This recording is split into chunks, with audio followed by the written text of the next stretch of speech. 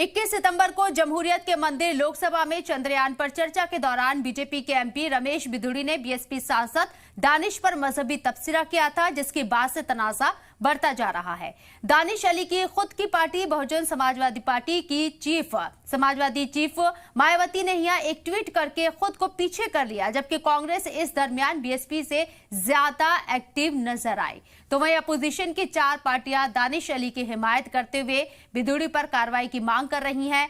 Congress, DMK, NCP और TMC ने Lok Sabha speaker Om Birla को खत लिखा। लेटर में मांग की गई कि बिधूड़ी के रवैये और घटिया तबसरे का मामला पार्लियामेंट की प्रिविलेज कमेटी को भेजा जाए और उनके खिलाफ फौरन कार्रवाई की जाए। अपोजिशन पार्टियों ने खत में कांग्रेस लीडर अधीर रंजन चौधरी की मिसाल भी दी, जिन्हें मॉनसून सेशन में लोकसभा की कार्रवाई में रुकावट डालने के इल्जाम के लिए सस्पेंड कर दिया गया था। लेकिन बीजेपी एमपी के खिलाफ कोई कार्रवाई क्यों नहीं की जा रही है? इससे कबल कांग्रेस लीडर राहुल गांधी ने 22 सितंबर की शाम बीएसपी एमपी दानिश अली से उनके घर पर मुलाकात की। इस दौरान राहुल ने दानिश अली को गले लगाया। उन्होंने इसकी तस्वीर शेयर की। कैप्शन में लिखा, नफरत के बाजार में मोहब्बत की दुकान। इस मुलाकात के दौरान राहुल के साथ यहां कांग्रेस लीडर केसी वेणुगोपाल और इमरान प्रतापगढ़ी भी मौजूद रहे। इसलिए आज की बहस में हम ये जानने की कोशिश करेंगे कि आखिर बीएसपी की इस खामोशी का मतलब क्या है, क्या पर्दे के पीछे की सियासत क्या है। और इसलिए आज के शो का नाम हमने दिया है, कुछ तो कहिए, यूं चुप ना रहिए। बहस का आगाज कर रहे हैं, लेकिन उससे पहले देखिए दानिश अली ने क्या कुछ कहा और अपोजिशन ने क्या कहा, फिर बहस का आगाज करते हैं। रूह भी कांप जाती है वो अल्फाज सुन के। मैं रात भर सो नहीं पाया, दिमाग की नस फटने को तैयार थी है मेरी। मैं इंतजार कर रहा हूं कि मैं करूं तो करूं क्या, जब मेरे जैसे चुने हुए व्यक्ति की स्थिति आज इस देश में यह है, तो एक आम आदमी की स्थिति क्या होगी। वो कोई असंसदीय शब्द नहीं बोल रहे थे भाजपा के सांसद जी, बल्कि गाली गलौज कर रहे थे। धर्म को लेकर जिस तरह की अभद्र भाषा का प्रयोग कर रहे थे वो शर्मनाक थी, दुखद थी। तो मैं इतना जरूर कहना चाहता हूं कि कुल मिलाकर भारत के संसदीय इतिहास कलंकित हुआ है और इसको हर हालत में उनके खिलाफ कठोरतम कार्रवाई होनी चाहिए।